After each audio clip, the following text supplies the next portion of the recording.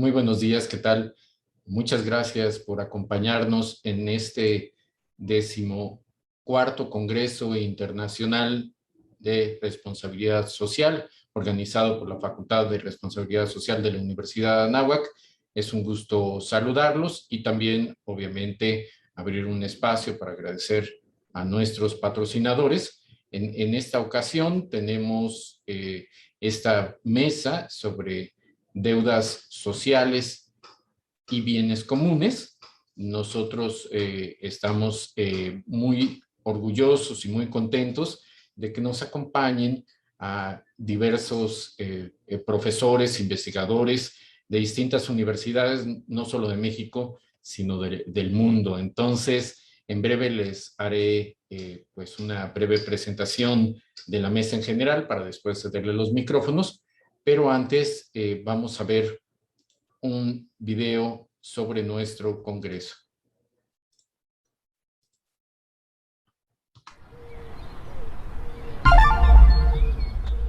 Este congreso tiene material obligado para académicos y personas a quienes les interesa la responsabilidad social, pero también para todos aquellos a quienes este tema de construir un mundo más humano, más solidario y más justo los mueve cada día y los mueve a prepararse mejor. En esta ocasión tendremos 3 mesas de trabajo: deuda social, responsabilidad social universitaria y sostenibilidad de las organizaciones, en el cual podremos discutir, debatir, conocer la frontera del conocimiento en materia de responsabilidad social y sostenibilidad. Podrás vincularte con los investigadores, los académicos, los profesionales, los que día a día hacen ciencia en estas distintas temáticas de responsabilidad social. Te esperamos. No faltes, sé parte de esta edición de nuestro 14º Congreso Internacional Anáhuac de Responsabilidad Social.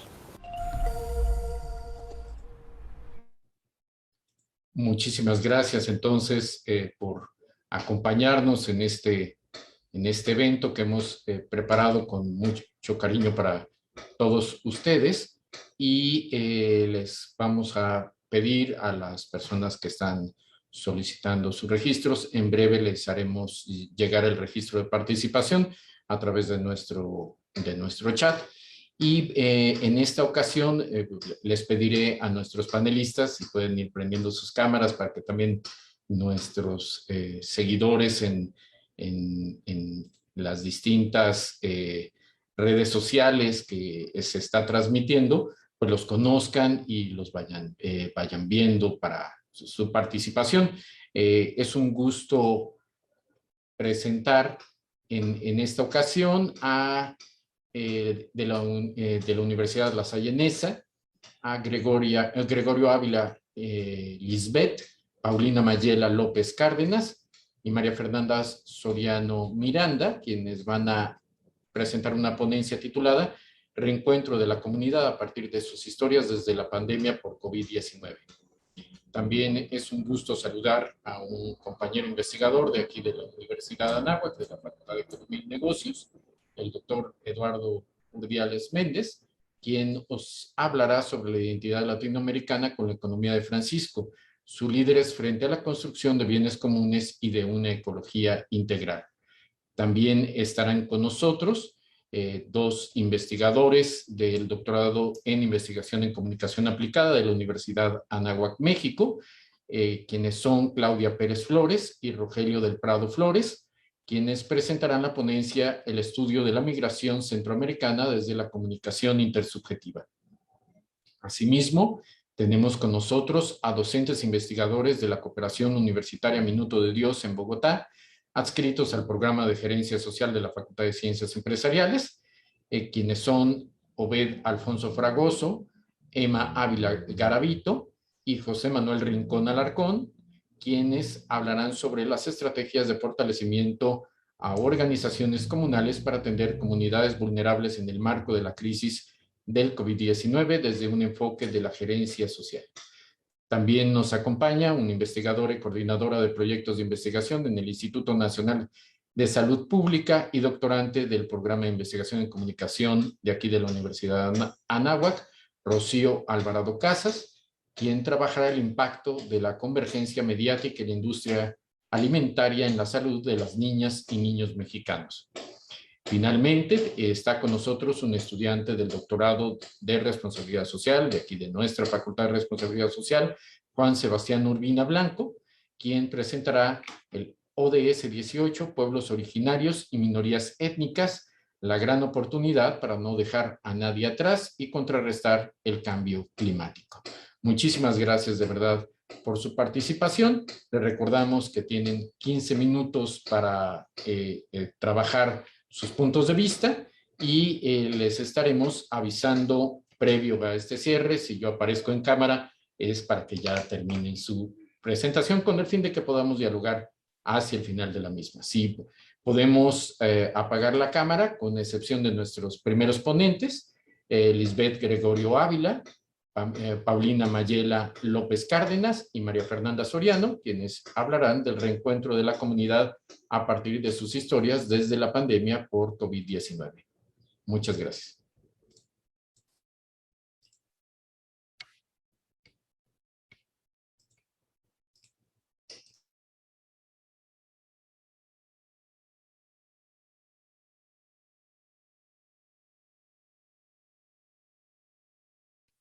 Muy bien, pues vamos a dar inicio con este primer vertiente, esta primera mesa. Primeramente me disculpo si ahorita escuchan un poco de ruido, pero justo estamos trabajando desde casa y algunos elementos están fuera de nuestro control. Pues muy bien, pues bienvenidos todos a esta mesa temática, deudas sociales y bienes comunes.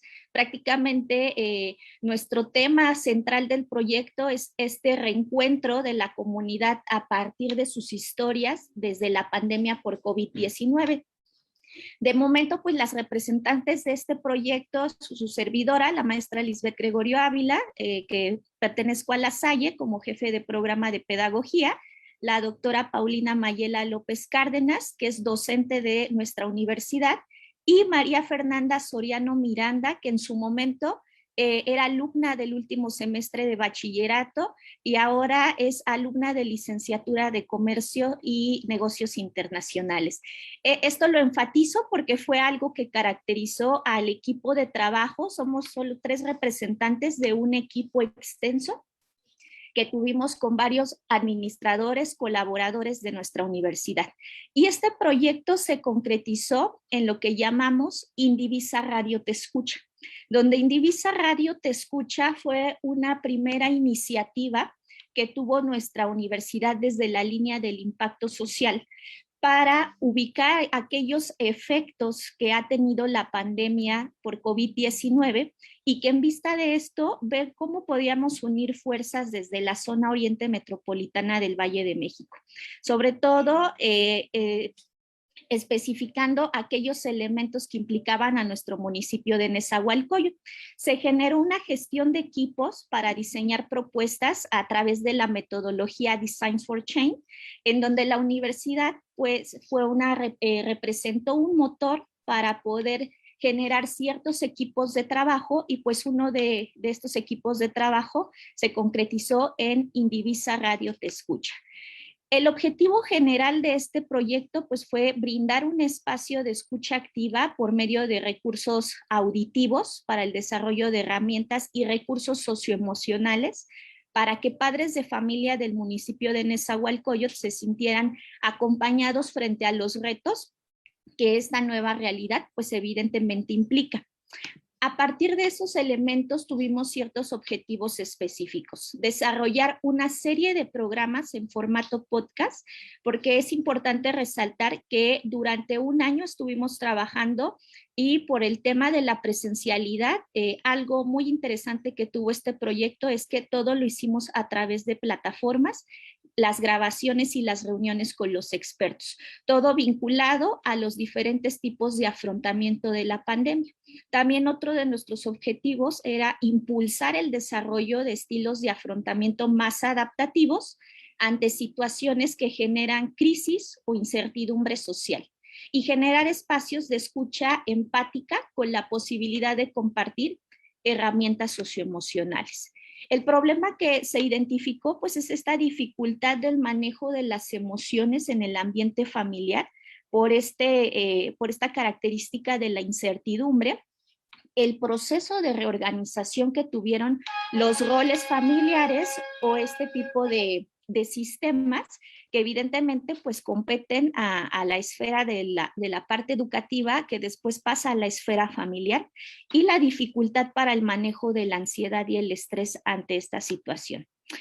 Esto se caracterizó y una parte de nuestro proyecto pues da inicio a través de Designs for Change, que es una metodología que también fue un reto porque es una metodología 100% presencial, y migrarla a la parte en línea fue una de los grandes retos que tuvimos. Designs for Change pues se caracteriza por ser muy activa en sus procesos como metodología, y evidentemente partimos desde iniciativas que identificamos, pero justo la metodología nos va llevando a tener estos procesos en colaboración de todos. Esta propuesta surge en el 2009 de la mano de Kiran Bersetti, su creadora, y pues desarrolló e implementó esta metodología para proyectos que tienen una línea en el impacto social.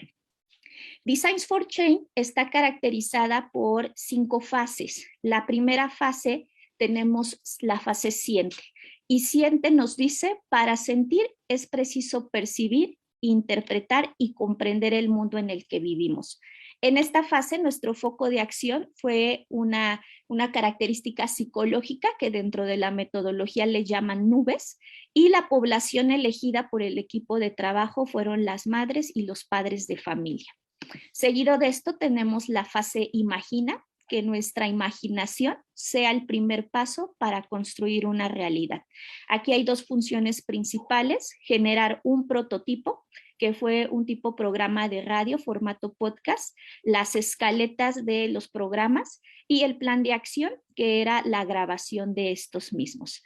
A continuación le voy a ceder la palabra a María Fernanda para que describa las siguientes 3 etapas. Adelante, Fer. Muchas gracias.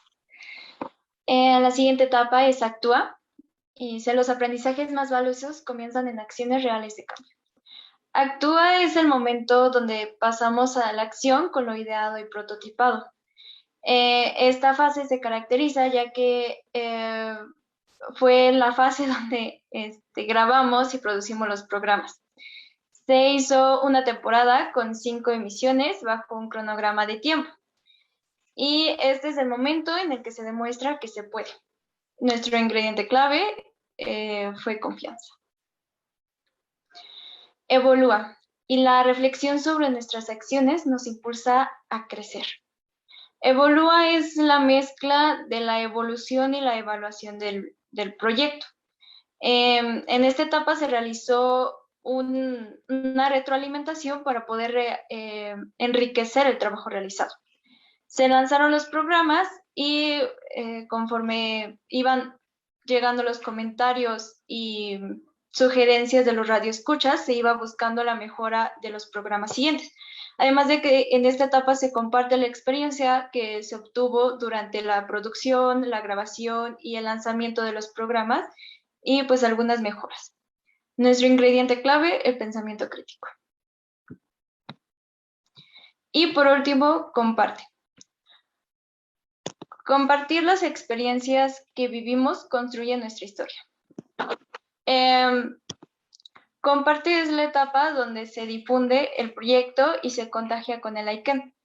Se comparte lo realizado con los demás, inspirándolos y invitándolos a ser parte del proyecto de cambio. Además de que se comparte la satisfacción de los logros, el esfuerzo y la dedicación con la comunidad. Se cuenta la historia de cambio. Nuestro ingrediente clave, la comunidad. Y bueno, este es el momento en el que demostramos que sí pudimos. Le cedo la palabra a la maestra Mari. Muchas gracias, Fer. Y pues bueno, ¿qué sigue? Más bien, ¿qué continuó? Pues en un primer momento, ya que teníamos ya todos estos, las escaletas, los programas, justamente la difusión a través de la página web y la utilización de las redes sociales, ¿no? Para poderle decir a la comunidad que estábamos justamente llegando a sus hogares a partir de este formato de programa de radio, Ajá. Justamente las emisiones de nuestra primera temporada consistieron de 5. La primera iba muy relacionada con los nuevos roles familiares asignados en la pandemia, la segunda el manejo de las emociones, la tercera emisión la ansiedad, la cuarta el manejo del estrés tras la pandemia y la número 5 el cuidado y la convivencia. Esos programas se daban cada 15 días, todos los días jueves, y pues también una vez más nos apoyó la coordinación de imagen y de comunicación. Cada emisión pues se reforzaba con un material informativo e interactivo. Esto quiere decir que nuestras redes sociales de la universidad salían justamente del tema que íbamos a tratar. Utilizábamos gráficos para que fuera mucho más atractivo para la comunidad y entonces en este caso estamos presentando aquí, hola, te presento la ansiedad, ¿la has sentido? Sí, y entonces la gente tenía la posibilidad justamente de ir interactuando. Sí, la has sentido en la pandemia de esta manera, ¿qué haces para sentirla menos? Y entonces toda esta información que íbamos recolectando la tomábamos justamente para nuestros programas de radio. Y pues bueno, ¿cuáles fueron los resultados alcanzados? Pues como lo han venido diciendo mis compañeras, indudablemente este programa permitió la utilización de diferentes herramientas tecnológicas. Fue un formato que se realizó meramente a distancia, ¿no? Las reuniones, la metodología, y sobre todo el ingrediente mucho más rico fue que toda la comunidad pudo colaborar, ¿no? Desde estudiantes, padres de familias, directivos, coordinadores, profesores, estábamos muy al pendiente de qué era lo que sucedía. Y este proyecto pues generó muy bajo costo porque justamente era un proyecto meramente de voluntariado. La población a la cual fue dirigida el programa generó realmente herramientas socioemocionales que justamente le permitían enfrentar los diferentes escenarios frente al confinamiento. En las opiniones que nos daban entre colegas, entre los padres de familia, oye, escuché el programa de radio, fíjate que sí me sentía de esta manera, porque en un mes tuve que ser mamá, padre psicólogo, también tuve que ser cocinera. Entonces ellos tomaban diferentes roles por lo que estaban viendo durante la pandemia. Y justamente el de repente escuchar este programa donde había un padre de familia hablando de su situación, pues justamente lo hacía sentir, ¿no? Que estaba alguien acompañándolo, ¿no? Que no estaba solo frente a esa situación, pues que también fue algo externa a nosotros y que nos vino a cambiar la vida de un día para el otro, ¿no?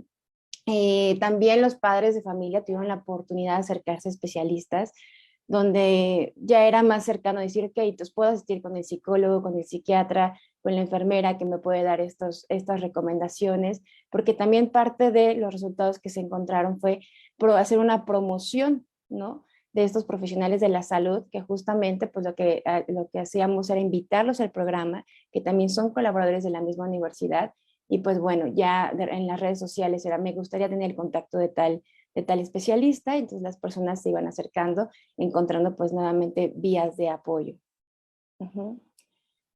Pues creo que vamos a tiempo y pues vámonos justamente con las conclusiones, ¿no? Indudablemente la pandemia implicó una serie de retos, no solo a nivel social, sino a nivel psicológico, pues impactando los mecanismos de afrontamiento, principalmente en la búsqueda de apoyo. La otra, pues que la mediación tecnológica fue un recurso de encuentro para padres de familia, y no solamente para los padres de familia, sino también justamente para toda la comunidad que forma la Universidad de La Salle, Nezahualcóyotl. Esto también permitió la colaboración y la puesta en acción de la empatía ante el contexto que se estaba presentando en nuestro país a nivel mundial.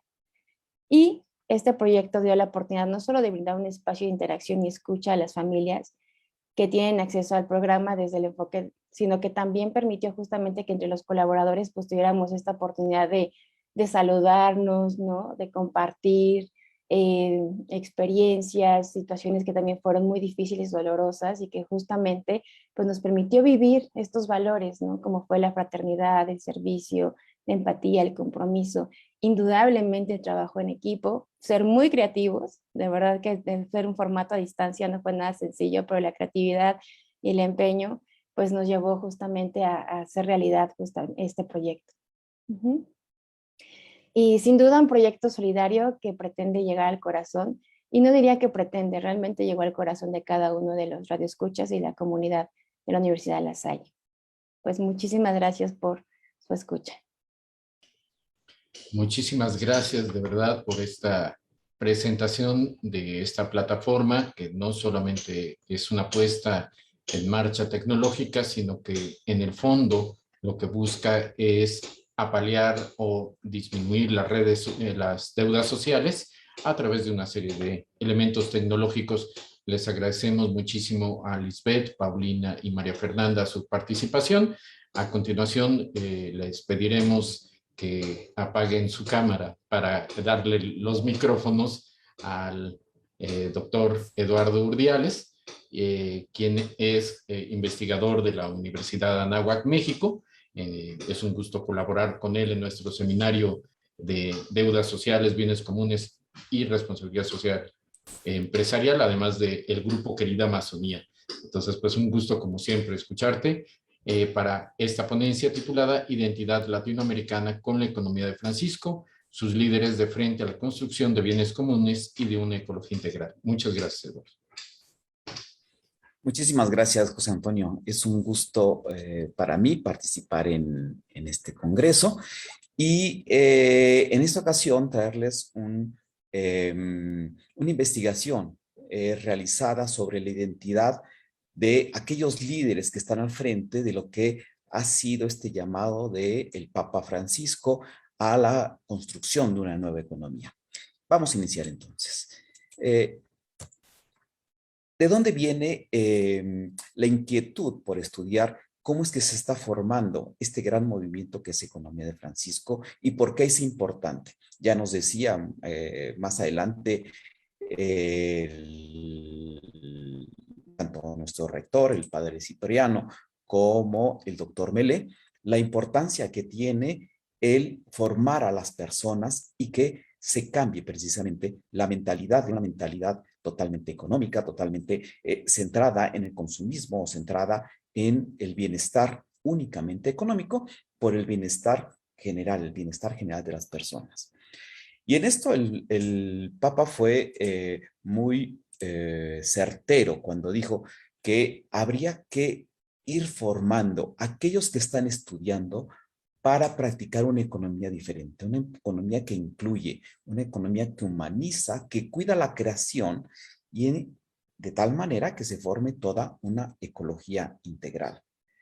De ahí que convoca un evento, al evento de Economía Francisco, que tiene su realidad en noviembre del 2020, y donde lo que se va formando es todo un movimiento de que es resultado para enfrentar a esta crisis y es la oportunidad para ponerse al servicio del bien común. Y estos movimientos van conformando diversas redes alrededor del mundo. Y en estas redes se fue formando la Red Latinoamericana de Economía de Francisco. Es decir, se van formando pues nuevos liderazgos que van surgiendo de manera natural, pero que estos liderazgos, para que algo así se concrete, pues necesitan de una identidad y compromiso.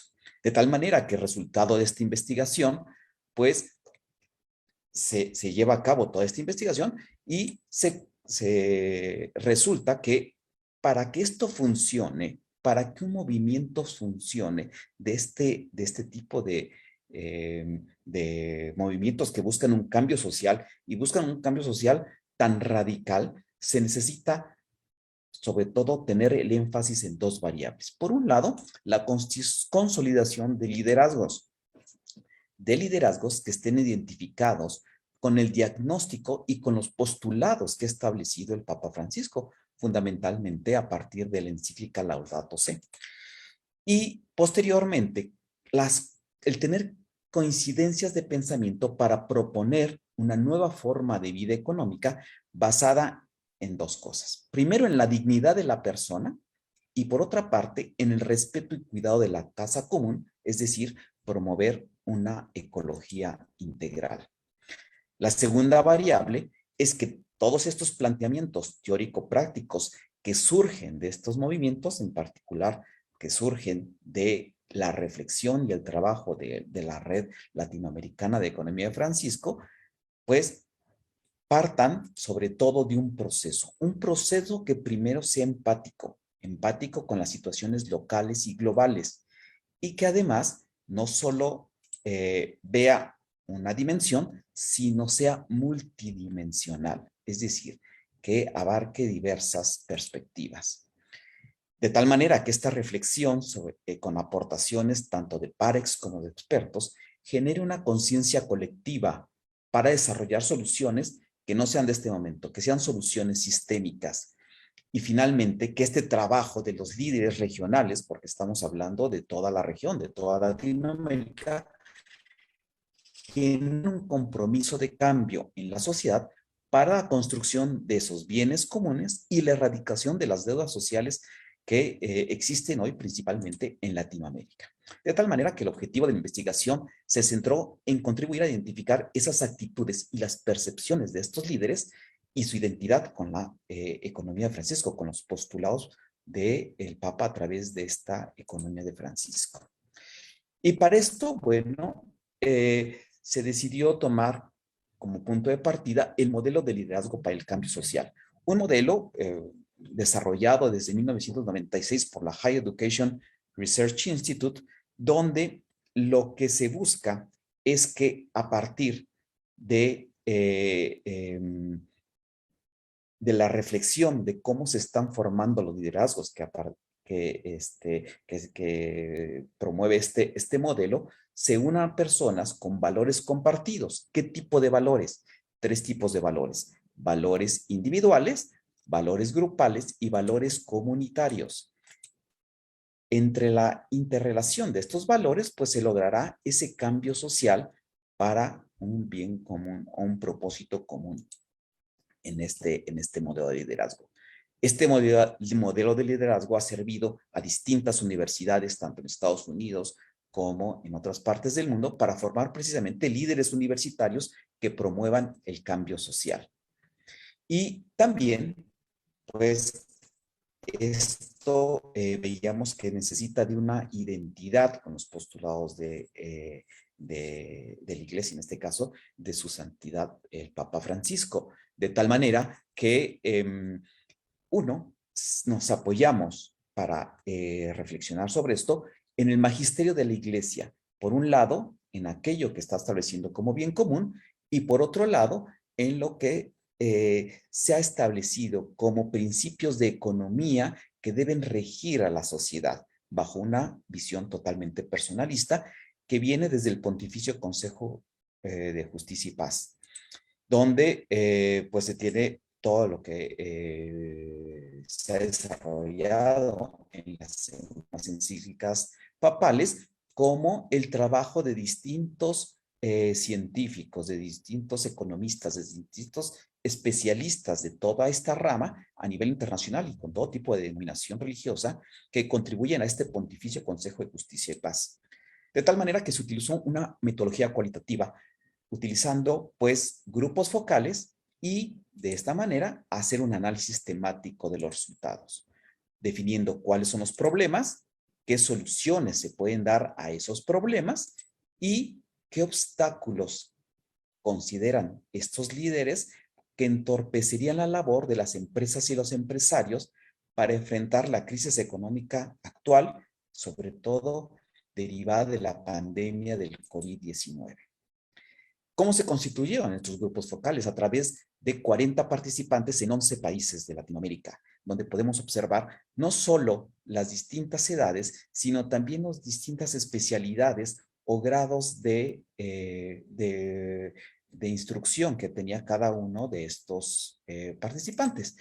Y siguió en un proceso que se dividió en 4 partes. Por una parte, determinar el grado de asociación de sus valores con los referenciales del modelo de liderazgo para el cambio social.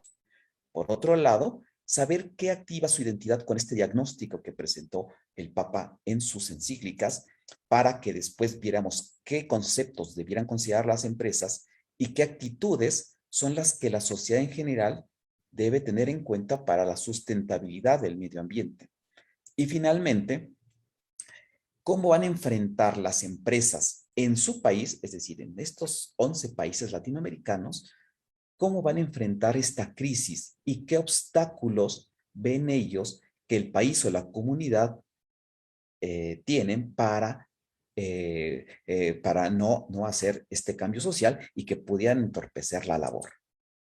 De tal manera que, resultado de la primera parte, pues obtuvo datos muy interesantes. Uno de ellos es que los valores sustantivos que están considerando estos líderes sociales son, a nivel individual, los de equidad y justicia, que se relacionan muy bien con los valores referenciales del modelo. Por otro lado, dentro de los valores grupales, el de la fraternidad y el del bien común, que también están relacionados con los valores grupales de colaboración, propósito común y controversia con la civilidad, que está estableciendo el modelo de liderazgo para el cambio social. Y finalmente, el diálogo social como un valor sustantivo justamente para promover el valor de la ciudadanía. De tal manera que al hacer todo el análisis y en la participación en estos grupos focales, estos son los valores sustantivos que los participantes están tomando en cuenta. En la segunda parte, hay una identidad completa sobre cuál es el diagnóstico de esta cultura del descarte, donde se está promoviendo, por un lado, la desvalorización, donde se desprende, por ejemplo, al prójimo de su dignidad, el egoísmo, donde no existe un pensamiento empático y hay un ensimismamiento del ser humano.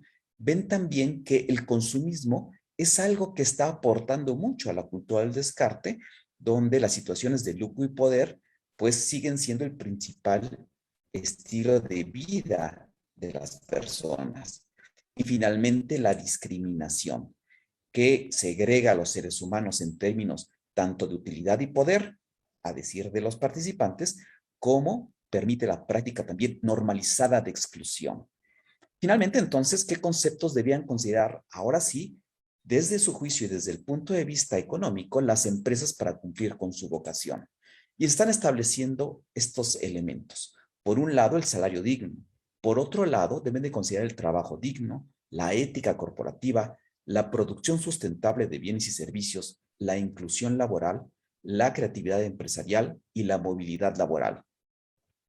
Y por su parte, la sociedad, ¿qué debe de considerar? Pues debe considerar el reconocimiento de la gratuidad y de gratitud con la naturaleza, la austeridad ecológica, la educación ecológica y la solidaridad ecológica. Finalmente, esta parte muy interesante es de qué deben hacer las empresas para construir una nueva economía. Y entonces nos marcan estos líderes sociales distintos aspectos. Lo que hay que priorizar es que hay que priorizar la creatividad empresarial, la búsqueda de bienes comunes, una reimaginación de la sociedad, es decir, un cambio de cómo está la sociedad en los aspectos económicos, una visión personalista de la economía y de la empresa, velar por la salud de las personas, buscar la solidaridad y el trabajo digno. Y lo que hay que combatir a nivel social es el desgobierno, la mala regulación económica, el egoísmo y la corrupción imperante. De tal manera que podemos otra vez centrarnos en estas dos principales contribuciones derivadas de este estudio. Por un lado, que esta creación de una nueva economía bajo los postulados que está estableciendo el Papa a nivel mundial y particularmente en la red latinoamericana de economía de Francisco, está determinado por dos variables. Por un lado, la consolidación de estos liderazgos que deben estar identificados con los postulados del Papa Francisco. Por otro lado, esa consolidación de liderazgos debe proponer y definir una nueva forma de vida económica. Y finalmente, los planteamientos derivados de toda esta reflexión debe ser algo que busque la empatía con las situaciones, tanto locales como globales. Se debe buscar promover la generación de una conciencia colectiva para hacer soluciones sistémicas, no soluciones coyunturales, y derivar en un compromiso de cambio en la sociedad para la construcción de los bienes comunes y la erradicación de todas estas deudas sociales, principalmente en Latinoamérica. Estos son los resultados que derivan entonces de esta investigación y que nos ayudan a tener, pues, ciertamente también esperanza sobre aquello que están haciendo estos liderazgos a nivel Latinoamérica para la construcción de una nueva economía, y que aprovechando, bueno, el espacio, están hoy en día conformando pues un congreso a nivel Latinoamérica que se desarrollará en octubre para ver los resultados a nivel Latinoamérica de todo este trabajo en vista de la construcción de bienes comunes y de erradicar estas deudas sociales imperantes en Latinoamérica. Muchísimas gracias por su atención. Espero haber sido lo suficientemente breve en respeto al tiempo de todos ustedes.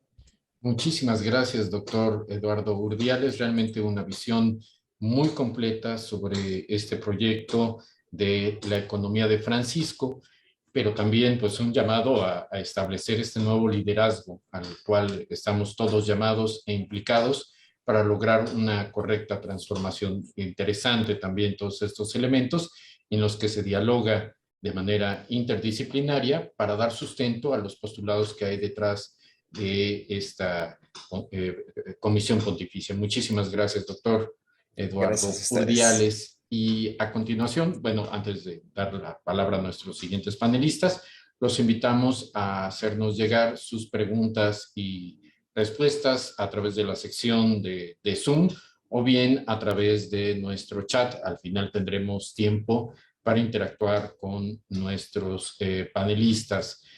Por ello, también es un gusto entonces presentar a dos colegas investigadores del doctorado en investigación de la comunicación aplicada aquí en la Universidad de Anáhuac, México Norte.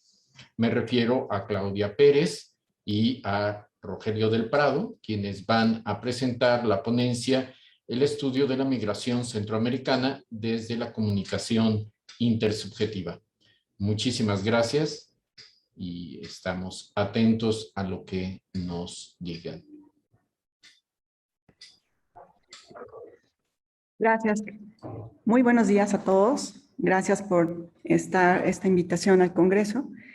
Y bueno, justamente como lo mencionaban, el tema que vamos a abordar es el estudio de la migración centroamericana desde la comunicación intersubjetiva. Mi nombre es Claudia Pérez y pertenezco a el doctorado en investigación de la comunicación aquí en la Universidad de Anáhuac del Norte. Entonces, bueno, me salté una. Pues justamente una de las noticias de este fin de semana y de esta semana fue pues esta parte de la agresión de la Guardia Nacional y de la omisión también de la parte del Instituto Nacional de Migración y de la CNDH a los grupos migrantes que transitan en la frontera del sur de Chiapas. Y bueno, hemos visto múltiples violaciones a sus derechos humanos. Y esta investigación es parte de mi tesis doctoral que está enfocada hacia la migración en tránsito. Y bueno, el planteamiento del problema es que justamente estamos viviendo una crisis civilizatoria que la pandemia por COVID-19 acentuó en todas las dimensiones de la vida social. Y entonces, bueno, a veces nos preguntamos qué hacemos, ¿no? Y a veces proyectamos y hacemos escenarios a futuro cuando en realidad el futuro es hoy, el futuro es inmediato y tendremos que ver y direccionar todas las acciones, todas las propuestas a algo que estamos viviendo porque el futuro nos alcanzó. Entonces, pues bueno, la parte de la responsabilidad social es un camino, es una vía solamente para empezar a reconstruir este tejido social que bueno, afecta, y lo hemos visto con la pandemia, pues a grupos vulnerables como las personas migrantes que transitan por la Ciudad de México. Si bien la migración es un fenómeno de todos los tiempos, incluso ustedes recordarán que la migración de México, de nuestros hermanos mexicanos hacia Estados Unidos, pues es una migración de todo el tiempo. Sin embargo, de 2018 a la fecha, la migración ha adquirido un rostro y es un rostro de personas centroamericanas, principalmente provenientes de países del Triángulo Norte, que es Honduras, Guatemala y El Salvador, y bueno, se han sumado sin duda otros países como ahora de manera muy reciente Haití. Y entonces, bueno, es un escenario muy complejo en donde pensamos que desde la comunicación intersubjetiva puede ser analizado este fenómeno porque nos permite justamente atender problemas sociales y reconfigurar futuros. El objetivo de esta investigación, que es parte, les mencionaba, de la investigación doctoral, es conocer cómo a través de la comunicación, o sea, la comunicación es algo que hacemos de manera cotidiana desde diferentes vertientes, ¿no? Tenemos la comunicación verbal, la comunicación no verbal, y la comunicación escrita. Entonces, cómo a través de la comunicación nosotros podemos construir nuevas formas de interacción que favorezcan la solidaridad, que favorezcan la parte de cómo vemos al otro que no es alguien lejano, o sea, es alguien al que yo tengo junto a mí. Y bueno, en esta perspectiva de los migrantes centroamericanos fue lo que nosotros estamos planteando como objetivo, cómo empezamos a mirar a partir de la comunicación. Y la hipótesis planteada fue justamente cómo a través del lenguaje, y no nada más el lenguaje hablado, sino este lenguaje que también tiene que ver con una tríada lacaniana, con una tríada en la que intervienen los tres universales, que es lo imaginario, lo simbólico y lo real, ¿no? ¿Cómo empezamos a construir esto? Entonces, bueno, lo que nosotros hicimos es también analizar un marco contextual en el que estos autores, Castillo y Toussaint, justamente ubican tres momentos de por qué se está dando también tanto esta migración centroamericana. Y uno lo ubican en un primer momento con la firma del Tratado de Límites de Guatemala a finales del siglo XIX. Y también me gustaría poner como en preámbulo que estos países pues siempre se han formado, han tenido una tradición de guerrillas, ¿no? O sea, su constitución ha sido sumamente, su constitución social, política, económica ha sido sumamente compleja, viene de una tradición de guerrillas, de luchas constantes, ¿no? Entonces, bueno, el primer momento es se ubica en la parte del Tratado de Límites con Guatemala en el siglo XIX. El segundo momento es con la llegada de los jornaleros de guatemaltecos a Chiapas en la década del siglo XX, en donde justo empiezan a detallar cómo este fenómeno se empiezan a desplazar, ¿no? Los refugiados de Centroamérica van llegando a la parte sur, ¿no? De Chiapas y otras regiones aledañas. Y bueno, esta parte también tiene que ver con el proceso de militarización de la frontera sur, ¿no? Como una amenaza de seguridad. Y un tercer momento, que es posiblemente en el que nos ubicamos, es que, bueno, hay un cambio de patrones en la movilidad, ¿no? Seguramente ustedes imaginarán, o si podemos hacer un recuento, una retrospectiva, mejor dicho, pues el migrante solía transitar de manera individual y lo hacía principalmente, eran hombres los que migraban, los que salían de su lugar de origen, incluso dejaban a su familia. Pero ahora la configuración de la migración es diferente. Ahora lo que ellos hacen es migrar con sus familias. Vemos familias enteras, ¿no? Con sus hijos, ¿no? Los más vulnerables pues son las mujeres, los niños, pero en general pues todos. Pero también el migrante ha cambiado en este marco histórico contextual, porque el migrante también ahora es un migrante que tiene la oportunidad de accesar o tener un teléfono celular en el cual él se conecta a diferentes redes sociales, redes sociodigitales, e interactúa, ¿no? Interactúa también entre sus compañeros y a través de esa interacción ellos muchas veces trazan las rutas, ¿no? Que posiblemente pueden ser más seguras, o también hay una colaboración mutua. Entonces estamos hablando de un fenómeno migratorio que cada vez se está profundizando más esta situación debido al cambio climático, debido a la narcoagricultura, ¿no? Quienes no están dispuestos a colaborar con el crimen organizado, pues se ven obligados a huir, a ser exiliados de su tierra, del país que los vio nacer, porque además son migrantes que no quieren salir, o sea, les gusta su país, les gusta su tradición, les gusta su cultura. Sin embargo, es una migración compleja porque los obliga a salir, ¿no? La cuestión de la violencia, la cuestión de la falta de oportunidades laborales, los obliga a emigrar y los obliga al exilio. En ese sentido, nosotros lo que hemos hecho en este estudio es ubicar la comunicación, no desde la comunicación lineal, ¿no? Emisor-receptor, sino llevar la comunicación a un nivel más de acción social. Y lo que estudiamos fue la parte de la comunicación intersubjetiva, que tiene toda una tradición histórica también desde la sociología, ¿no? Y podemos referirnos a Durkheim, podemos referir a Weber o a Schultz, en donde plantean esta parte de acción social, donde planteando que los individuos tienen que conocer su realidad a través de los valores que comparten y también tienen que ver con el cumplimiento de roles y compromisos. Y yo creo que también aquí es una parte importante porque la sociedad como que nos hemos limitado nada más a hacer lo que nos toca de manera individual y no social. Y tenemos un compromiso tanto social, ¿no? Individual como social también. Sin embargo, en este estudio nos enfocamos en Pasquali, que es uno de los autores latinoamericanos que justamente empieza a estudiar la comunicación intersubjetiva como un concepto en construcción, ¿no? que va a atender justamente la comunicación humana. Y en esta parte de la comunicación intersubjetiva, pues se relaciona y apuntala hacia la construcción social, hacia la construcción de un mundo compartido, hacia la construcción de donde las personas se organizan, reproducen, seleccionan, y que son procesos interpretativos que obviamente nos pueden llevar a un fin común, y qué mejor manera que este fin común sea en beneficio a todos. Entonces, de ahí la importancia, ¿no? De vernos como actores solidarios, como ver al otro como no alguien lejano, sino alguien cercano a nosotros. Entonces, bueno, la metodología de esta investigación fue que se desarrolló una metodología cuantitativa que consistió en la aplicación de 20 encuestas a migrantes que se encontraban en un refugio aquí en la Ciudad de México, ubicado en la alcaldía Álvaro Obregón. Aquí quiero hacer un paréntesis porque el INEGI, por ejemplo, contabiliza que tiene 20, o sea, censados 20 refugios dedicados a migrantes.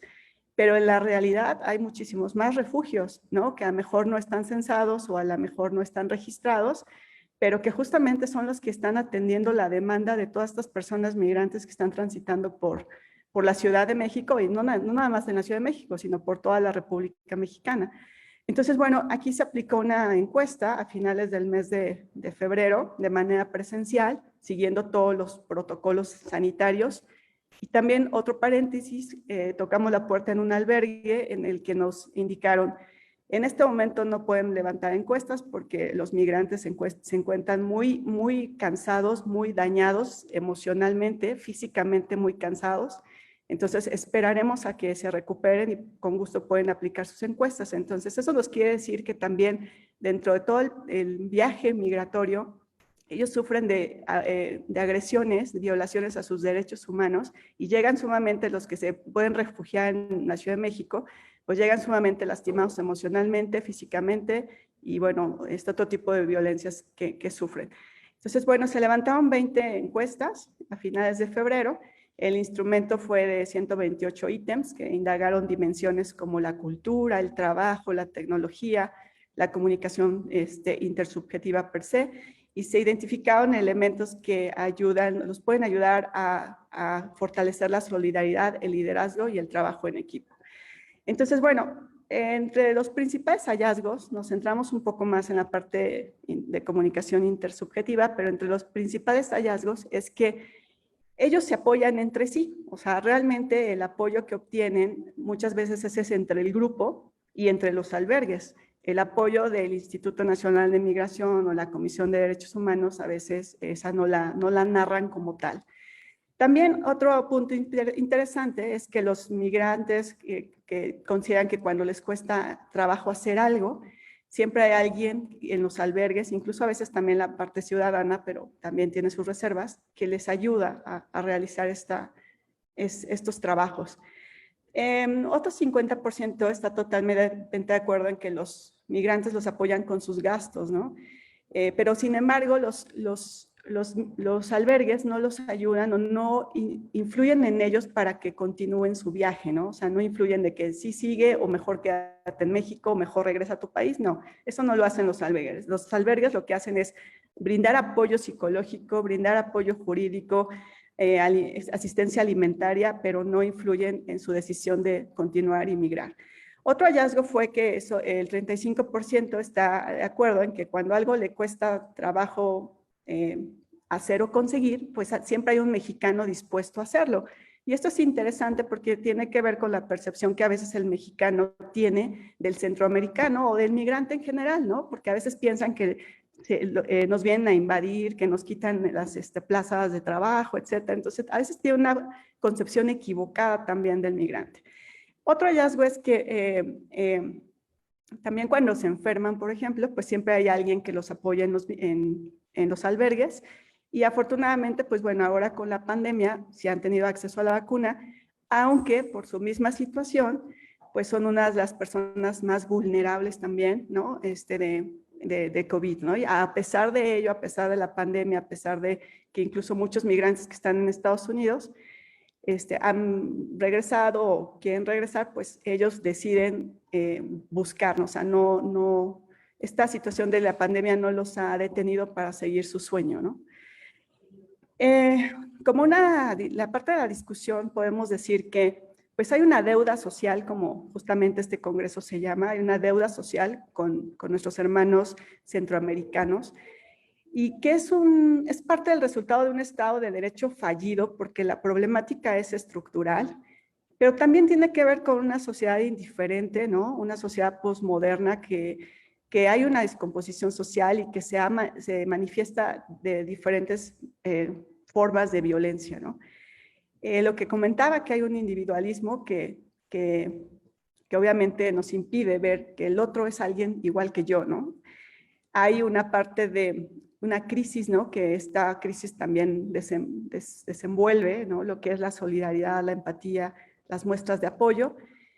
Y también, bueno, los migrantes centroamericanos que cruzan por México lo hacen con la expectativa de mejorar su calidad de vida. Y yo creo que todos, o sea, yo creo que la mayor parte de las personas deseamos eso, ¿no? Estar bien. Y bueno, pues solamente a veces entre el grupo y la ayuda mutua es como ellos siguen adelante.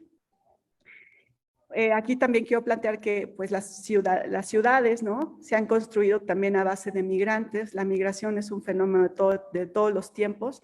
Y entonces yo creo que también debemos de cambiar la percepción que tenemos hacia el migrante, ¿no? Esta xenofobia, incluso por ser de otro color, hablar diferente, comportarse mejor. A veces ellos se comportan con miedo porque están en un mundo desconocido.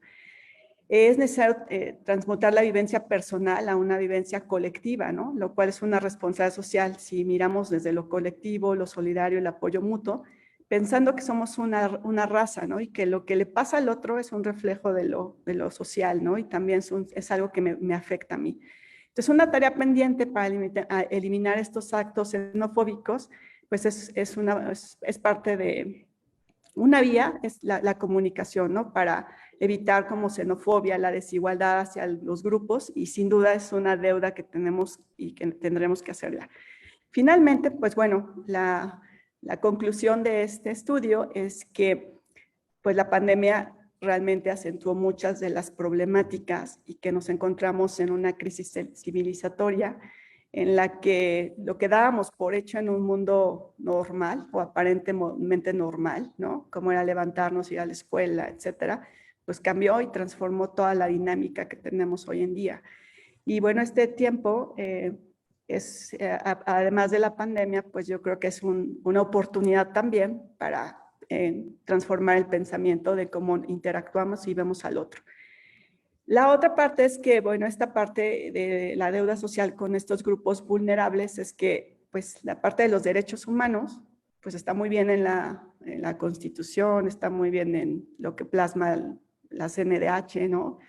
Pero no lo llevamos a la realidad, ¿no? Y hemos visto escenas desgarradoras de esta semana incluso, en donde se ataca, ¿no? Y se vulneran los derechos humanos. Entonces, creo que a pesar de que los derechos humanos son desde el 40, más o menos, 1948, están proclamados, pues hay que hacerlos válidos y que nunca es tarde como para rescatar toda la parte humana, porque al final es lo valioso, ¿no? El ser humano es lo más valioso.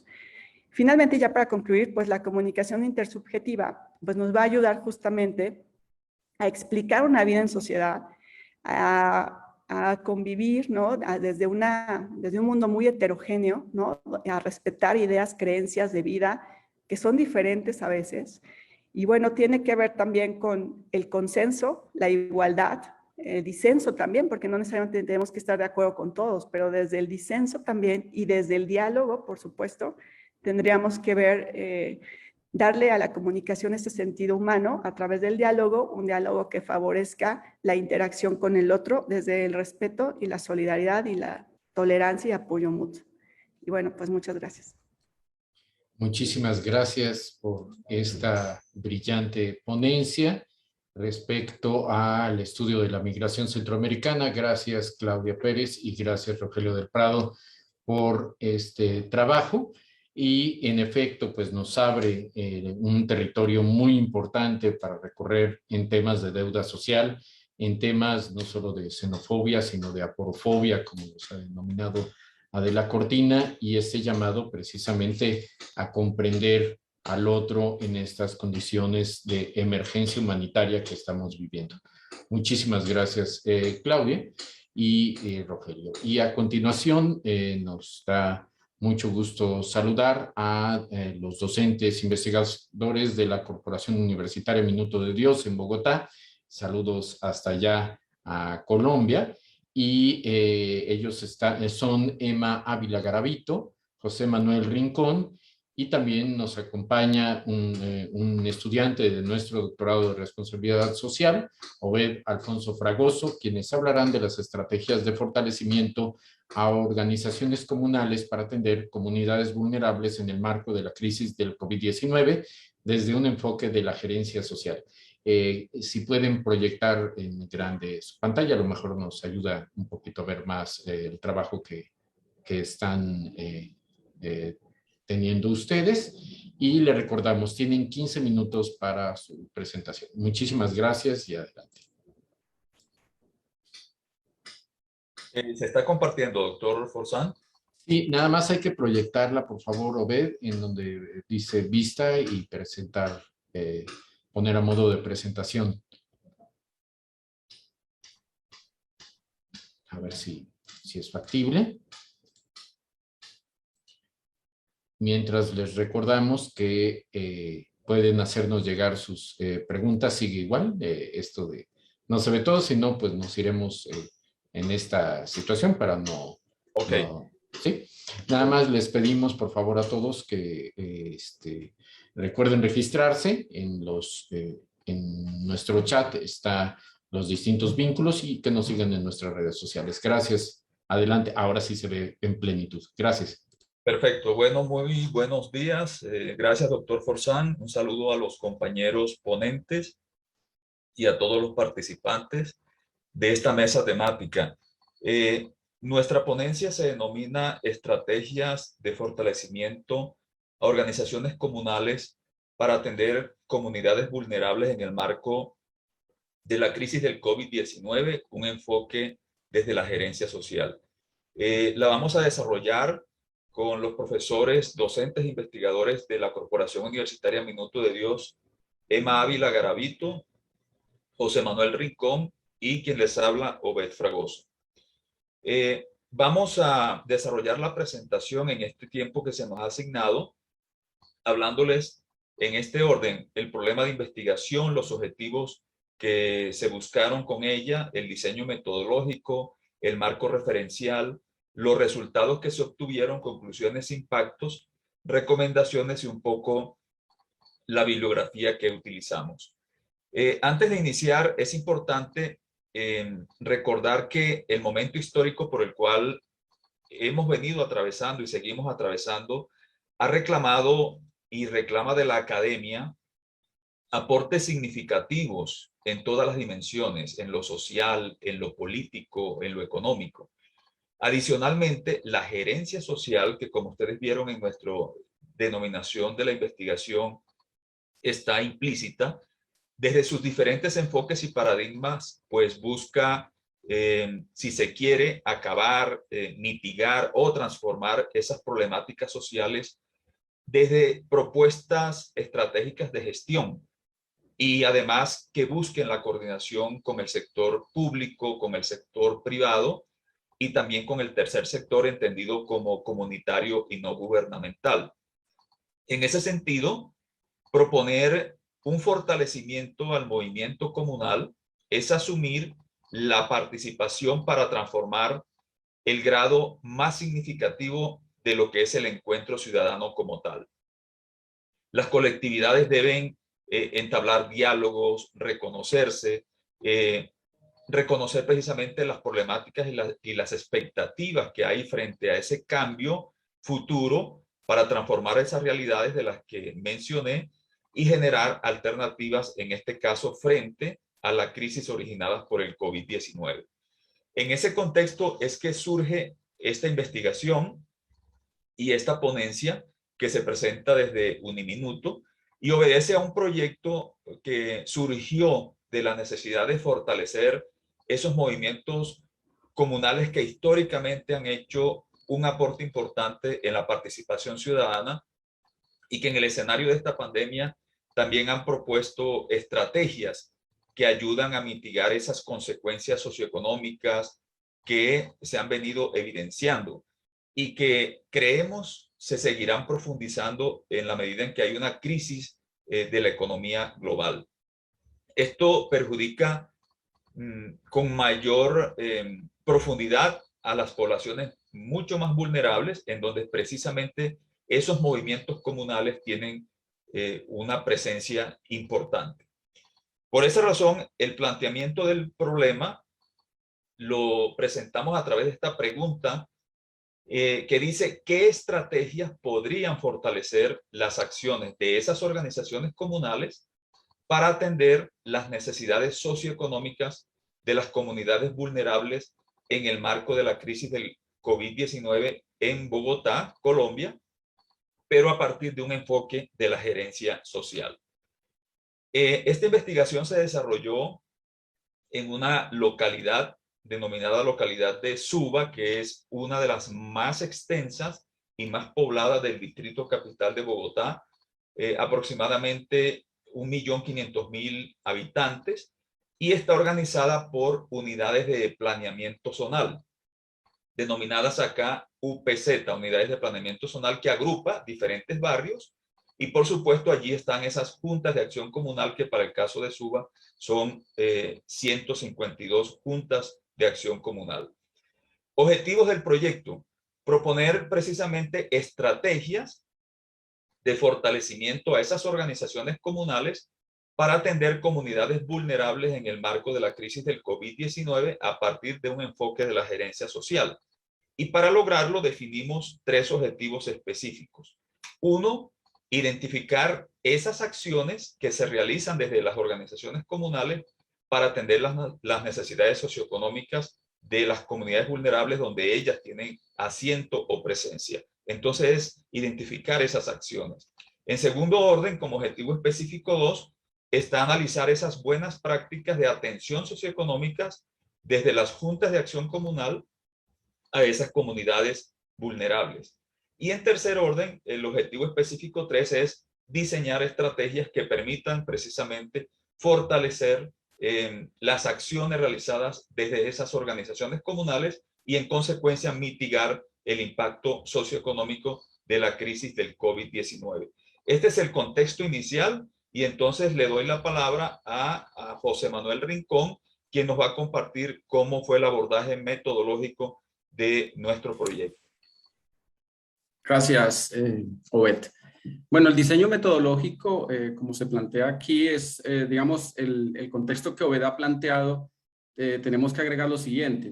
Era un proyecto de corto plazo, ¿no? Fue un proyecto, digamos, que la universidad decidió hacerlo para tomar, obviamente, vinculación o partida en esas problemáticas que vivíamos en las áreas locales, y obviamente por eso nuestro proyecto acudió a una metodología bastante sencilla, donde se estableció un enfoque cualitativo desde la investigación acción participativa, y también pues el tipo de investigación obviamente por el tiempo fue exploratorio, donde se centraron como instrumentos de recolección de información entrevistas, grupos focales, y el análisis o la forma de abordar el objeto de estudio se articuló desde el modo inductivo. Dentro de la categorización o las categorías principales que dan o estructuran nuestro modelo de análisis estarían la metacategoría, la participación ciudadana y acción comunal, Y esta participación ciudadana y acción comunal le identificamos las subcategorías de responsabilidad social individual, responsabilidad social comunitaria, obviamente la economía solidaria, que es como el motor pues a nivel de sistema económico, y obviamente las redes y alianzas que son donde se van como a conjeturar las buenas prácticas que nosotros identificamos en el área. Y obviamente pues cada una de esas categorías pues tiene unas dimensiones, unas subcategorías, perdón, que dieron paso pues a la estructuración de nuestros instrumentos de recolección de información y que obviamente son la base fundamental para la propuesta que planteamos para esa área. En el modelo de análisis digamos como la ruta metodológica fue identificar obviamente los actores involucrados en el área. Obviamente están allí los líderes comunitarios o gestores sociales, está la comunidad, también obviamente los funcionarios de organismos estatales, que son los que en alguna medida tienen también la función de vincularse con la acción comunal, y también obviamente funcionarios de organizaciones civiles en todo sentido, ¿no? Que están también obviamente allí ubicados en el área local. Entonces, obviamente la intervención de nuestro trabajo de campo se realizó con ellos, allí se hicieron nuestros instrumentos de recolección de información, y la idea fue, como les decía, una metodología muy sencilla de identificar percepciones y acciones, bien sean positivas o negativas, en torno a la participación ciudadana y la acción comunal. La idea era obviamente identificar qué era lo que se estaba haciendo bien, qué se estaba haciendo, que ellos consideraban que se estaba haciendo mal, qué faltaba, y estos elementos. Y esta información obviamente la llevamos a una matriz FODA para, a partir del análisis de esa matriz, pues diseñar la estrategia de fortalecimiento de organizaciones comunales, que era prácticamente como, o es el objetivo del trabajo.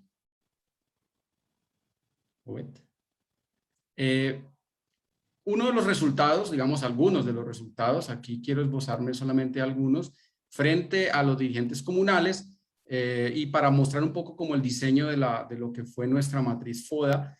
En cuanto a las fortalezas, identificamos, por ejemplo, que sí existe una legitimidad de la comunidad por parte de estos dirigentes comunales, representan realmente los intereses de la comunidad, pues obviamente son personas que se encuentran allí, viven por muchos años y la sienten, son líderes que se han constituido en el día a día, son el primer referente y receptor de los problemas de la comunidad, y son considerados los actores intermediarios entre la comunidad y el Estado, o sea que sí tienen esa legitimidad en alguna medida política. Frente al tema de las oportunidades, observamos el tema de los medios tecnológicos que se instauraron como un elemento fundamental, ¿no? Que ayudaron un poco como a paliar también la manera como se atendían a las comunidades.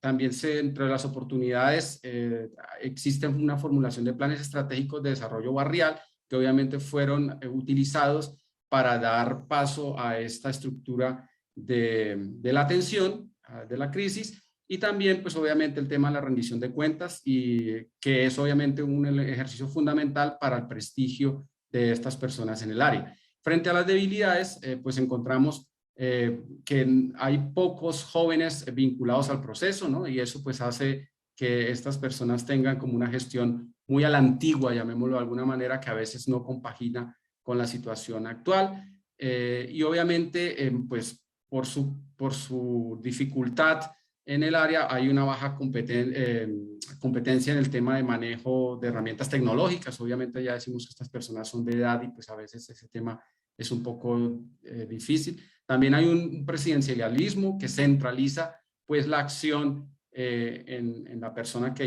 lidera el proceso. Y obviamente pues el tema de los recursos, que siempre falta y que son insuficientes. Y en cuanto a las amenazas, pues obviamente, bueno, esa era una de las amenazas, el tema de la disponibilidad de recursos, ¿no? Que hace difícil y pone digamos como a discusión el rol y la legitimidad de estas personas. Hay una desarticulación en la representación de estas instituciones con los entes estatales. La crisis mostró esos elementos a todo nivel. Y otro elemento que estas personas obviamente por su nivel pues a veces son ignorados por las entes estatales. Doy la palabra nuevamente a Obed, por favor. Gracias. Aquí le damos entonces la participación a la profesora Emma Ávila Garavito, que nos va a comentar sobre impactos, conclusiones y recomendaciones. Bueno, muchas gracias y muy buenas tardes para todas y para todos. Bueno, como resultado de este trabajo de campo, que como lo comentaban los compañeros, se aplicó a través de entrevistas a varios líderes comunitarios y a varios otros actores, se identificó dentro del proyecto algunos actores y buenas prácticas de las organizaciones, no solo a nivel de las organizaciones comunales, las juntas de acción comunal, que son las que actúan en el barrio directamente de una forma organizada, protegida por la ley, legitimada por la ley, sino de otras organizaciones comunitarias que desde siempre venían trabajando en los territorios. Recordemos que esta es una localidad que todavía tiene una fuerte presencia de algunos campesinos y de comunidades indígenas, quienes también desde mucho tiempo atrás venían organizándose en torno a las huertas agroecológicas, a la agricultura urbana, al comercio justo, al consumo responsable, etc. Entonces, este proyecto también nos dio la posibilidad de identificarlas, de saber que están allí en el territorio y que también pueden hacer parte de la red. Por otra parte, como algo muy importante fue la necesidad precisamente de generar esa red y alianza de la economía solidaria en Suba.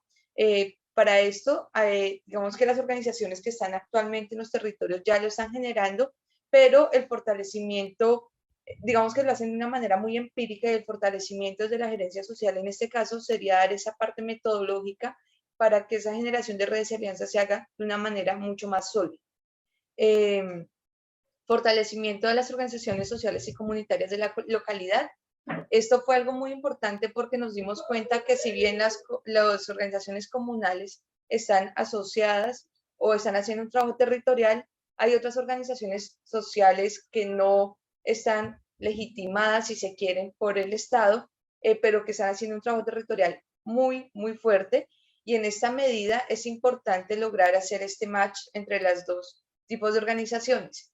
Esto es muy importante porque, como se hizo en el tiempo de la pandemia, fueron estas organizaciones las que reaccionaron antes incluso que el Estado para generar alternativas a las personas que estaban pasando muchas premuras de hambre a través de ollas comunitarias o de mercados solidarios, o algo que acá se llamó los trapos rojos, y eran que las personas que no tenían comida o no tenían mercado colgaban un trapo rojo en su ventana, en la ventana de su casa o en su puerta, y estas organizaciones llegaban precisamente a llevar esta comida. Y también es muy importante la vinculación de estas organizaciones a la formulación de políticas públicas encaminadas a la reactivación económica. Adelante.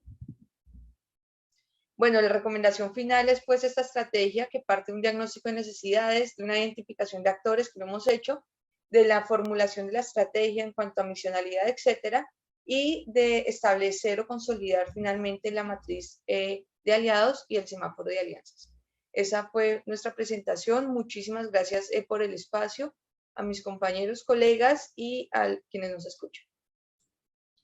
Muchísimas gracias a Emma, José Manuel y Obed por esta presentación. Realmente sabemos que es un reto en 15 minutos presentar algo que tiene tantos meses de desarrollo, años, y que sobre todo está orientado a través de estas aplicaciones de metodologías de intervención social a la transformación, al cambio, a la reconstrucción del tejido social y al final de cuentas a paliar las deudas sociales. De verdad, muchas gracias también por este trabajo. Al final tendremos tiempo para dialogar con nuestros ponentes. Pueden hacernos llegar sus preguntas, sus inquietudes a la sección de preguntas y respuestas o bien a través del chat y estaremos atentos a ello.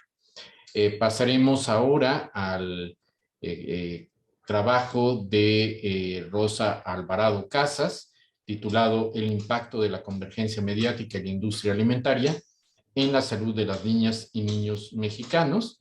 Y ella es investigadora y coordinadora de proyectos de investigación en el Instituto Nacional de Salud Pública y doctorante en el programa de investigación en comunicación de la Universidad Anáhuac. Muchísimas gracias, Rocío Alvarado. Adelante.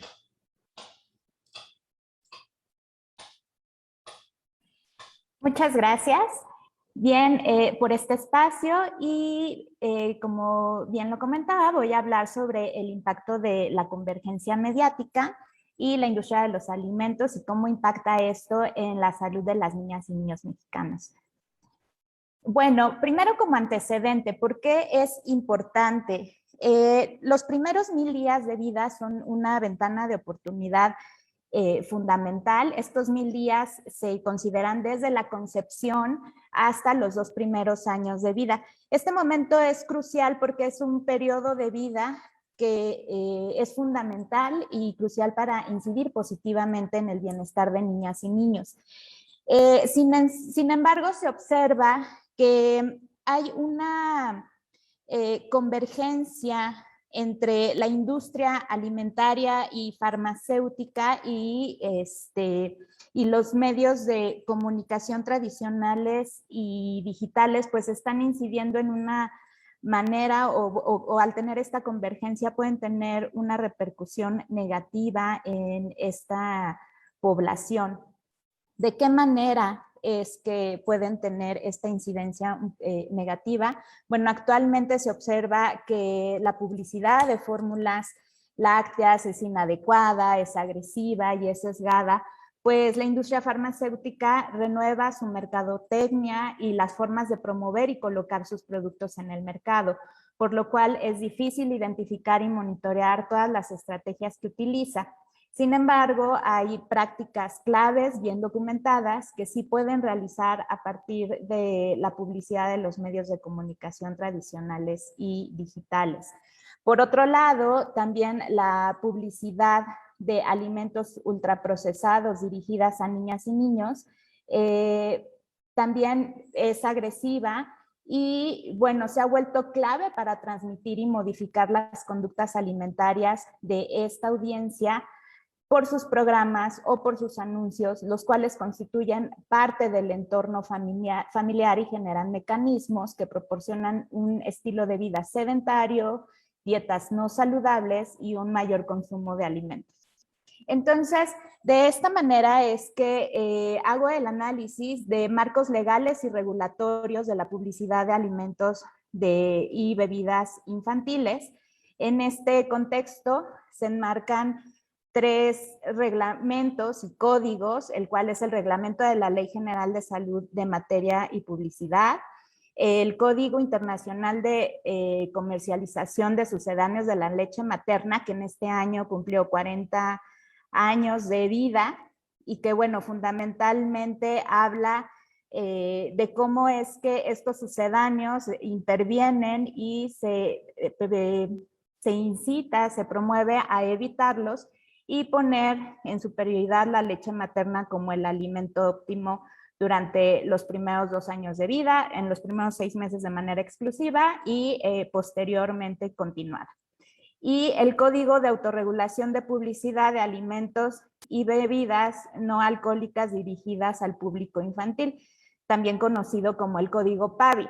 Este Código de Autorregulación pues básicamente es un documento que generó la industria de alimentos y bebidas y pues bueno, en este marco es que vamos a hablar y hacer el análisis de estos marcos legales y regulatorios y cómo se cumplen o no se cumplen.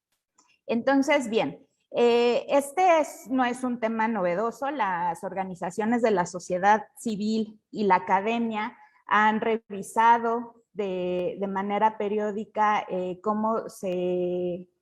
cuáles son las barreras que presentan estos marcos regulatorios en la práctica. Y pues bueno, esto ha llevado un gran debate de la publicidad de los medios de comunicación dirigidos a proteger los derechos de la población infantil en relación a su salud directamente ubicada en el tema de la alimentación como un derecho fundamental. Entonces, ¿cuáles han sido los efectos de esta publicidad? Pues bueno, el impacto ha sido que ha habido un crecimiento, se ha integrado, se ha globalizado y a la vez se ha hecho esta fusión con los medios tanto digitales como tradicionales, y esto ha hecho un mecanismo, una conversión en esta adquisición, consumo de alimentos industrializados desde el ámbito familiar y por repercusión en la alimentación y nutrición de las niñas y niños mexicanos. Aquí podemos ver el ejemplo de un estudio que se hizo en México sobre el monitoreo de la publicidad dirigida a la comercialización de sucedáneos de la leche materna. ¿A qué nos referimos con esto? Fórmulas lácteas, todos estos productos que van dirigidos a la población infantil para sustituir la leche materna. Entonces, bueno, vemos un bombardeo de información en los medios tradicionales. Aquí podemos ver, por ejemplo, los comerciales en la televisión abierta, pero también toda esta publicidad en los medios de sociodigitales, ¿no? Tanto en Facebook, Twitter, YouTube, que están activos y que manejan las principales empresas productoras de sucedáneos en México.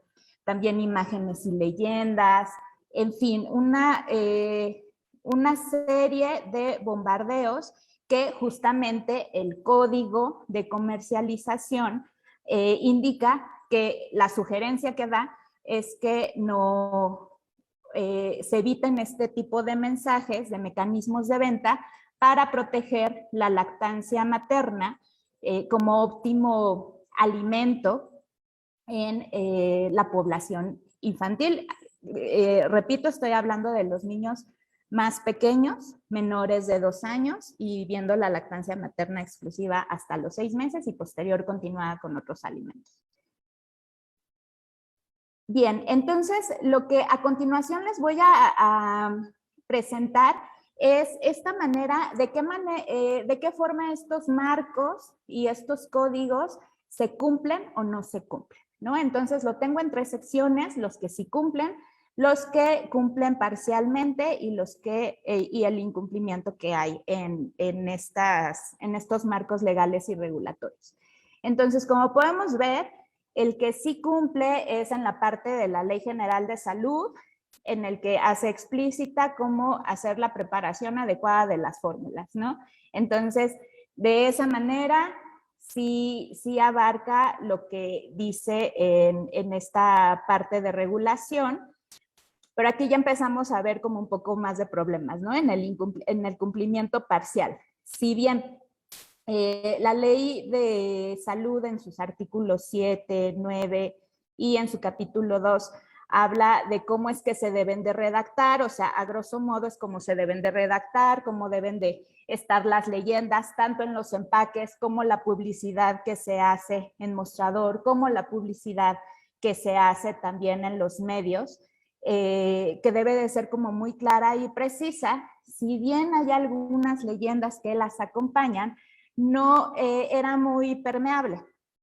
Y por ejemplo, en el código PAVI también hacen como una especificación clara de reconocer al público infantil como un consumidor que tiene derecho a la información, en identificar la adopción de hábitos saludables cuando se promueven estos, pero al final, al aterrizarlo en la práctica, esto no sucedía.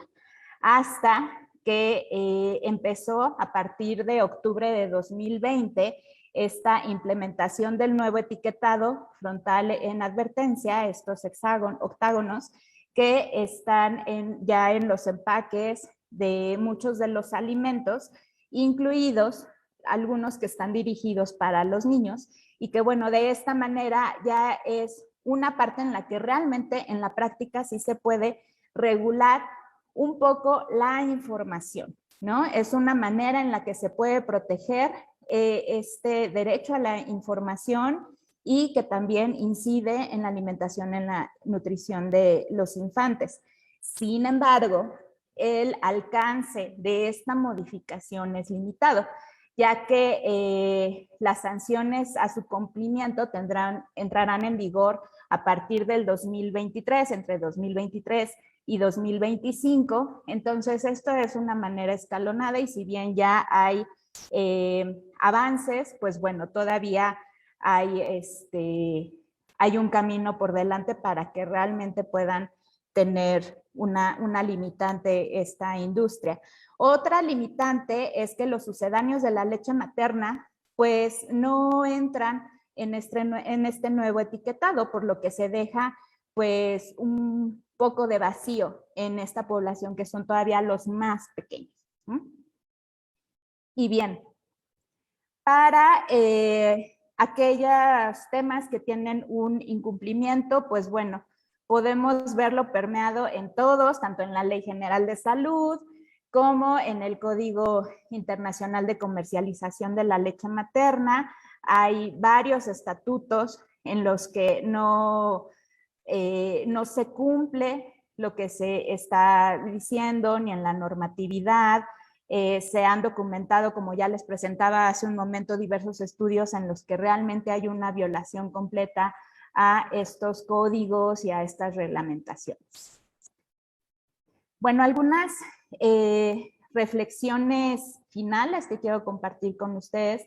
El impacto de la nutrición global por la pandemia de COVID, las situaciones de emergencia y crisis económicas profundizan la inseguridad alimentaria entre las poblaciones vulnerables.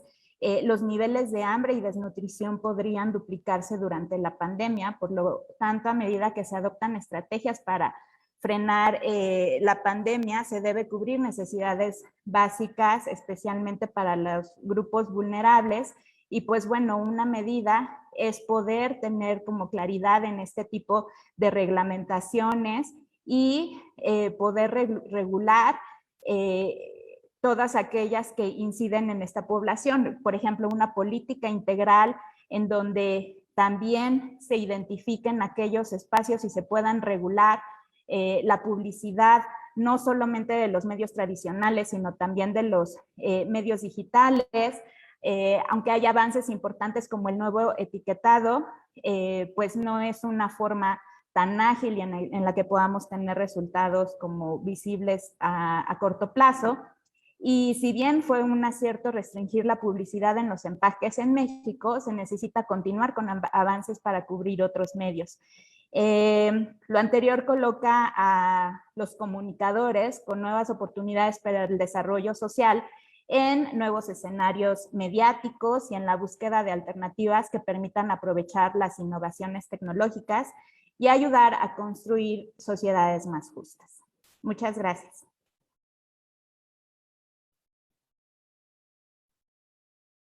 Muchísimas gracias, Rocío, por esta interesante presentación en donde nos damos cuenta de la relevancia de las políticas públicas precisamente para el establecimiento de medidas a favor del bien común, a pesar de todas las complejidades que ello conlleva, ¿no? Entonces, muchísimas gracias de verdad por esta intervención. En el programa teníamos anunciada a Maritza Julieta Pérez Rendón, pero no nos acompaña por causas ajenas a nuestra voluntad, por lo que sería el turno de escuchar a nuestro doctorante del doctorado de responsabilidad social, Juan Sebastián Urbina Blanco, quien nos presentará su ponencia Pueblos Originarios y Minorías Étnicas, la gran oportunidad para no dejar a nadie atrás.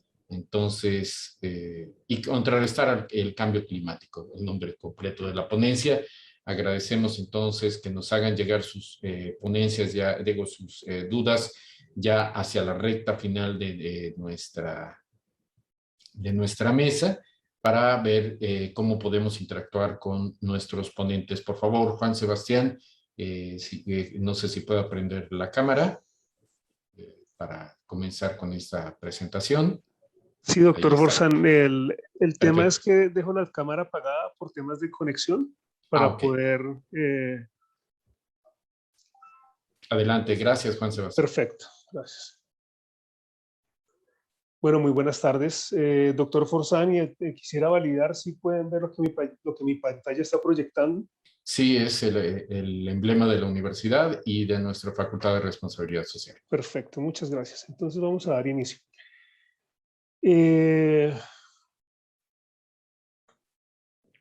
Como les dijo anteriormente el doctor Forzán, mi nombre es Juan Sebastián Urbina Blanco, soy doctorando en innovación, en responsabilidad social y sostenibilidad. Actualmente me desempeño como consultor senior en temas de socioambientales y sostenibilidad y soy colaborador de la Facultad de Ingeniería de la Universidad del Bosque, ubicada en la sede de acá de Bogotá. Me voy a tomar un momento para explicarles, básicamente mi ponencia es el ODS 18, pueblos originarios y minorías étnicas, una oportunidad para no dejar a nadie atrás. Ahora sí me voy a tomar un momento para leer esto rápidamente, y es que cuentan que hace miles de años llegaron a la Abya Yala, unos caminando desde Asia y otros navegando desde Oceanía. En 9000 años promovieron la agricultura y la domesticación de animales, se agruparon y empezaron a ocupar territorios a lo largo y ancho del continente. Luego ocurrió lo inevitable. Invadidos y conquistados, cambiaron la fe impresa e importada por sus tierras y cultura. Se convirtieron en siervos y sirvientes. Con los europeos llegaron desde África miles de seres humanos esclavizados, quienes aportaron con su sangre, sudor y lágrimas a la multiculturalidad. Actualmente, los pueblos originarios y las minorías étnicas continúan luchando por reivindicar sus derechos, sus oportunidades y sus vidas. Básicamente, con esta frase, con este breve escrito, es que yo identifico un problema, ¿cierto? Ese problema es básicamente la actual situación social, ambiental, económica, cultural y educativa de los pueblos originarios y minorías étnicas del mundo. Y hay un punto de inflexión. Ese punto de inflexión es que se identifica que los pueblos originarios y las minorías étnicas constituyen el 19% del total de los catalogados pobres y pobres extremos del mundo, que está, según la ONU, llamémoslo así, en números de 2.800 millones de personas, entre los que se encuentran analfabetos, desempleados e indigentes, siendo receptores de discriminación estructural y cultural. Y obviamente es un porcentaje que tiende a crecer. ¿Sí? Enfocándonos en el tema de Latinoamérica, la población originaria es de 45 millones, que correspondía al 8% de su población total. ¿Sí? El país con mayor número de pobladores originarios es México, con cerca de 17 millones, de los cuales 9.1 millones viven en zonas urbanas y 7.9 millones en la ruralidad. Un dato no menor es que uno de cada 4 habitantes de América Latina es indígena, o es un poblador originario o un afrodescendiente. En Brasil habita el mayor número de afrodescendientes de Latinoamérica, con 97 millones, de los cuales 79 viven en zonas urbanas y 18 en la ruralidad. Del total de esta población rural de América Latina, que son 123 millones, el 13% se reconoce como indígena y el 33% como afrodescendiente.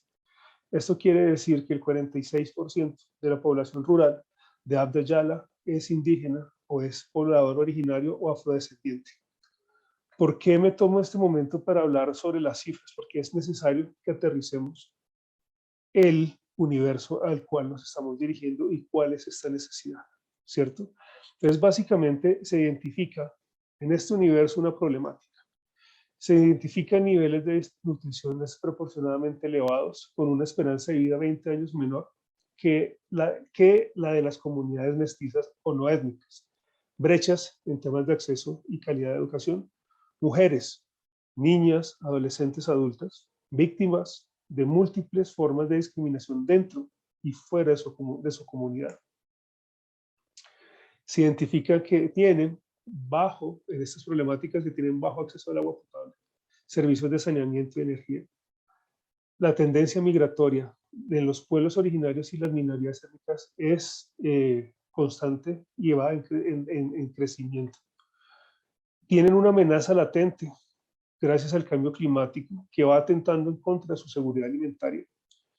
Y algo que nos ha hecho muchísimo más visible, ha puesto sobre la mesa este abismo que existe entre los pueblos originarios, las minorías étnicas y los pueblos mestizos y otros, es la pandemia del COVID-19, que ha hecho esto muchísimo más visible. Entonces, aquí es donde nacen unos interrogantes, y es, ¿qué se ha hecho? ¿Por qué llegamos hasta este punto? ¿O qué es lo que está sucediendo? Y para poder revisar este tema a conciencia, pues básicamente se hizo una revisión de antecedentes que inicia en 1957 a través de un convenio, el convenio 107 con la OIT. Ese convenio ya permite identificar y reconocer a los pueblos originarios y tribales y a ciertas minorías étnicas, pero no les da la potestad de poder ser autónomos, que es lo que sí les permite a ellos el convenio 169 OIT de 1989. ¿Y ser autónomos en qué manera? Pues ser autónomos en el manejo de sus territorios, de su forma de vivir, en su manera de interrelacionarse con las culturas. Esto sobre el papel. Y obviamente en 1992, con la Conferencia del Medio Ambiente y Desarrollo de Río de Janeiro, ya se hace un reconocimiento y una participación válida de los pueblos originarios en temas del desarrollo sostenible. Y tan es así que en el año 2000 se genera el Foro Permanente de las Naciones Unidas para las Cuestiones Indígenas. Obviamente va de la mano con la Declaración del Milenio, donde empiezan a hablar de derechos de pueblos indígenas, minorías étnicas, y es así como dentro de estos 40 años, 50 años, emerge la Declaración de las Naciones Unidas de los Derechos de los Pueblos Indígenas, que obviamente se ratifica en el 2014, pero debe pasar primero por el Río +20 en el futuro que queremos, donde ya se hace parte y se deja en firme la participación de estos pueblos originarios en temas de desarrollo sostenible y mitigación, más que bueno, y todo el tema correspondiente al cambio climático. Y en el 2013 hay un hito porque delegados de los pueblos originarios de los 5 continentes eligen a diferentes representantes para que vayan a la cumbre, a la conferencia global que se realiza en Alta Noruega, que es un preámbulo a la primera conferencia mundial de los pueblos indígenas que se hace en la Asamblea General de las Naciones Unidas. Y es aquí donde nosotros básicamente ya llegamos a identificar que en la Agenda 2030 los hacen partícipes, ¿cierto? La Agenda 2030, Objetivos de Desarrollo Sostenible. Y estos ODS se constituyeron en el llamado universal para la acción transversal y estratégica en pro del bien común, que busca, entre otros, poner fin a la pobreza, proteger el planeta, mejorar las vidas y las perspectivas de las personas en todo el mundo. Básicamente estos ODS son 17 y están constituidos por 169 metas, de las cuales 156 metas están relacionadas con derechos humanos y 73 con la Declaración de las Naciones Unidas sobre los derechos de los pueblos indígenas del 2007. Y aunque fueron convocados los pueblos originarios y las minorías étnicas a participar en la elaboración de la Agenda 2030, como se acordó en la Conferencia Mundial del 2014 sobre los pueblos indígenas, que es en la Asamblea General de la ONU, sus principales intereses no quedaron involucrados, solo fueron incluidos de forma explícita en el objetivo 2, o en el ODS 2, que es el hambre cero, específicamente en la meta 2.3, y en el objetivo 4, que es educación de calidad, a través de la meta 4.5. Entonces, aquí ya tenemos identificado cuál es el problema, cuáles son las problemáticas. Tenemos un universo ya claramente visible y tenemos unos antecedentes. Entonces, básicamente, sí se han realizado reuniones, se han realizado agendas, se han realizado acuerdos, se han realizado una serie de procesos y procedimientos para poder mantener todo el tema referente a los pueblos originarios y a las minorías étnicas, pero lamentablemente no ha sido suficiente. Y por eso es que se propone y se plantea, ¿cierto? El ODS 18, que son pueblos originarios y minorías étnicas, por todo lo que se argumentó anteriormente. Entonces, ¿cuál es el planteamiento de este ODS 18 que gira y está articulado a 5 pilares? El primero, que es el pilar que se llama protección y defensa de la autonomía. Este pilar está alineado directamente con el ODS 16. Paz, justicia e instituciones sólidas, y garantizaría a los pueblos originarios y a las minorías étnicas poder mantener la soberanía sobre sus territorios, colectivos debidamente georreferenciados, sus recursos naturales, incluidos los bosques y las fuentes hídricas, para protegerlos, usufructuarlos y tenerlos como fuente de vida, defendiendo su autonomía productiva y alimentaria y respetando su cultura. Tenemos un segundo pilar que es educación y conocimientos tradicionales, que se alinea directamente con el ODS 4, educación de calidad, e indirectamente con el ODS 5, que es equidad de género, el ODS 8, que es trabajo decente y crecimiento económico, el ODS 10, reducción de desigualdades, y el ODS 13, que es acción por el clima, los cuales permitirán adoptar las estrategias idóneas para garantizar el acceso de los pueblos originarios y las minorías étnicas a una educación inclusiva, de calidad y culturalmente pertinente desde los aspectos, uniendo los conocimientos tradicionales con base en la ciencia, la tecnología, la innovación y la investigación. Además, permitiría seguir fortaleciendo la integridad cultural e incorporar cursos, programas y proyectos educativos ajustados a las técnicas tradicionales que ayuden a la conservación de la biodiversidad y a la mitigación y adaptación al cambio climático en el marco de una etnoeducación para el desarrollo sostenible. En el pilar 3 tendríamos la equidad de género o equidad de género. Y este pilar está directamente asociado y alineado y armonizado con el ODS 5, que es equidad de género, y obviamente el ODS 4, que es educación de calidad, ya que una de las problemáticas más profundas que retrasan el avance de los pueblos originarios y las minorías étnicas como un todo es la discriminación y la ausencia de oportunidades que reciben las mujeres o que tienen las mujeres.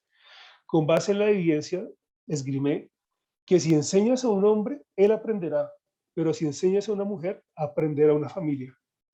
Por lo tanto, se considera aún más pertinente y relevante e importante involucrar a las mujeres como parte fundamental en la construcción de cultura, familia y sociedad.